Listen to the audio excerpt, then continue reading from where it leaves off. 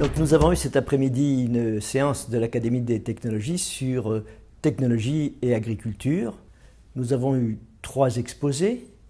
Un premier exposé par Ludovic Vimont sur la robotique. Ensuite, un exposé de Auguste Alter sur les développements dans le machinisme agricole. Et enfin, Caroline Desbourdes nous a parlé de l'utilisation du GPS en agriculture et de l'agriculture de précision. L'objectif premier de cette séance de l'Académie, c'était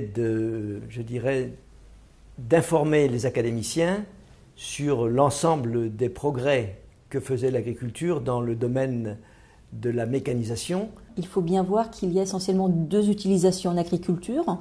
Le fait de pouvoir piloter tout seul son tracteur, c'est-à-dire que le tracteur se déplace tout seul dans la parcelle, ce qui permet de limiter les manques et les recouvrements entre chaque passage. Cette utilisation représente à peu près 50% des agriculteurs. La deuxième utilisation, c'est les coupures de tronçons sur le pulvérisateur, donc qui évitent de traiter là où le tracteur est déjà passé. Ce que l'on peut retenir, c'est une forte utilisation par les agriculteurs et la divulgation de ces technologies qui restent relativement récentes. Oui, vous nous dites là justement une forte utilisation par l'agriculteur, et effectivement c'est un des aspects qui a un peu surpris les membres de notre académie qui pensaient qu'il y en avait beaucoup moins que ce que vous nous avez dit. 50% des agriculteurs qui sont équipés de GPS, effectivement cela paraît beaucoup. Malgré tout, on se rend compte que toutes les régions de France sont équipées, que l'on soit dans les zones d'élevage ou que l'on soit dans les zones de grande culture.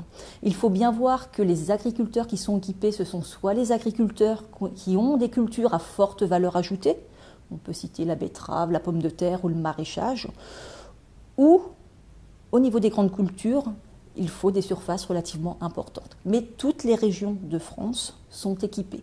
Maintenant, avec ces GPS, les agriculteurs travaillent à 2 cm près dans un champ, ce qui est infiniment plus précis que les GPS que l'on peut avoir sur une automobile. Alors effectivement, les GPS que l'on a dans les voitures sont de l'ordre du mètre, voire à 10 mètres.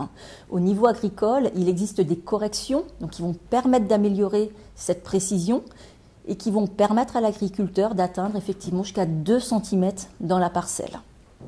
Alors, ce qui est intéressant dans toutes ces technologies, que ce soit le GPS ou que ce soit toutes les innovations que Auguste Alter nous a présentées dans les tracteurs et le machinisme agricole, c'est les économies que l'agriculteur peut faire, économie en temps, économie en fertilisants, en produits de traitement et économie en carburant.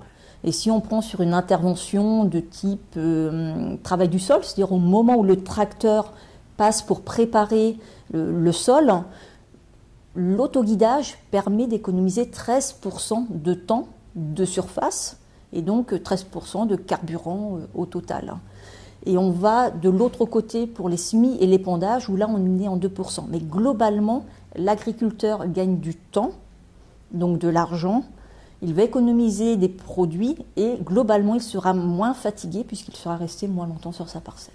Alors là, ça nous amène à l'exposé de Ludovic Vimont, où effectivement, là, on a des techniques qui ont été exposées et qui permettent à l'agriculteur de passer moins de temps et également d'être moins fatigué. Mais Ludovic, lui, nous a montré un aspect encore, je dirais, qui va un peu plus loin, puisqu'il nous a parlé des robots, où là, il n'y a plus du tout d'agriculteurs et l'appareil fait le travail tout seul, si je peux m'exprimer ainsi. Et on l'a vu dans différents domaines, que ce soit le désherbage, la traite des vaches, la cueillette des fruits, et donc ce sont des aspects tout à fait intéressants. Le robot de traite est, je pense, le domaine de la robotique qui est le plus développé en agricole. Il peut être utilisé sans aucune intervention, comme l'a montré M. Villemont, aucune intervention de l'agriculteur, ce qui permet de lui libérer du temps qu'il n'avait pas auparavant. Et ça, en termes de confort pour l'agriculteur, c'est nouveau. Alors il y a un autre facteur de la mécanisation en agriculture qui est tout à fait essentiel, c'est qu'il a permis de passer en quelques dizaines d'années d'une population agricole active de 15% à peu près à une population agricole active aujourd'hui de 4% qui permet de nourrir une population qui a été en accroissement. Donc ça, c'est également un avantage tout à fait intéressant de la mécanisation.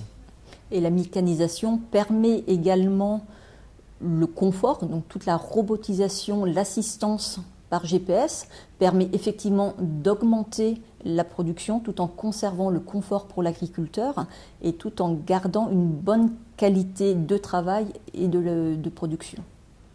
Il y a plusieurs aspects qui concernent l'environnement au niveau de la mécanisation et de l'agriculture. Le premier, c'est, ainsi que nous l'avons dit tout à l'heure, cela permet une économie de carburant de façon tout à fait significative et donc cela a une incidence sur une diminution notable des gaz à effet de serre, qui est un problème tout à fait important aujourd'hui quand on parle de l'environnement. Je pense qu'il y a un certain nombre de membres de l'Académie qui sont des spécialistes de toutes ces questions de motorisation, de robotisation, qui vont sûrement réfléchir à la question et éventuellement continuer à discuter de ce problème.